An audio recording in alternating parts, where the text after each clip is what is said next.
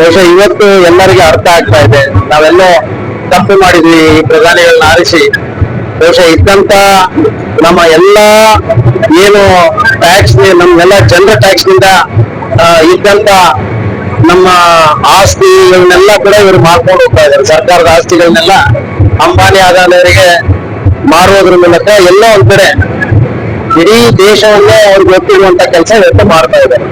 ಬಹುಶಃ ದೇಶ ಬಹಳ ಸಂಕಷ್ಟದಲ್ಲಿದೆ. ನಾವೆಲ್ಲ ಇವತ್ತಾದ್ರೂ ಜಾಗೃತರಾಗಬೇಕು ಜನರು.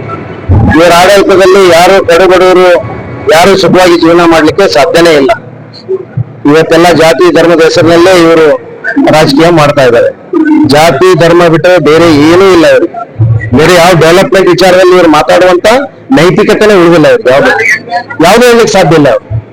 ಏನೂ ಮಾಡ್ತಾ ಇಲ್ಲ. ಇವತ್ತು ಸಾಲ ನೋಡಿದ್ರೆ ಇಂಟರ್ನ್ಯಾಷನಲ್ ಮಟ್ಟದಲ್ಲಿ ಸುಮಾರು ಇವತ್ತು ಚೀಮಾರಿ ಹಾಕ್ತಾ ಇದ್ದಾರೆ ಅವರು. ಇವತ್ತು ವಿಶ್ವ ಬ್ಯಾಂಕ್ ಕೂಡ ಇವತ್ತು ಚೀಮಾರಿ ಆಗ್ತಾ ಇದೆ. ನಿಮಗೆ 240 ಲಕ್ಷ ಕೋಟಿ ಇವತ್ತು ಸಾಲ ಮಾಡಿಕೊಂಡು ದಿವಾಳಿ ಆಗ್ತಾ ಇದೆ. ಅತಿ ಹೆಚ್ಚು ಸಾಲ ಇವತ್ತು ಪಡಿತಾ ಇದ್ದಾರೆ. ಬಹಳ ಆರ್ಥಿಕ ಸಂಕಷ್ಟದಲ್ಲಿದ್ದೀವಿ ನಾವೆಲ್ಲ.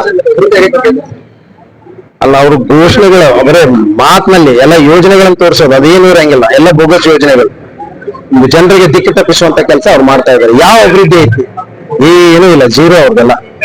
ಏನಿದ್ರ ಹಿಂದೇನು ನೆಹರು ಅವರು ಏನೊಂದು ಫೌಂಡೇಶನ್ ಹಾಕಿದ್ರು ಪಂಚವಾರ್ಷಿಕ ಯೋಜನೆಯಿಂದ, ಇವೆಲ್ಲ ಯೋಜನೆಗಳಿಂದ ಇವತ್ತು ಸದೃಢವಾದಂತ ಒಂದು ದೇಶ ಆಗ್ಲಿಕ್ಕೆ ಸಾಧ್ಯ ಆಗೈತಿ. ಇವತ್ತು ಅದನ್ನು ಕೂಡ ಎಲ್ಲ ದೇಶವನ್ನು ಮಾರಾಟ ಮಾಡುವಂತ ಒಂದು ದುಸ್ಥಿತಿಗೆ ತಂದಿಟ್ಟಿದ್ದಾರೆ.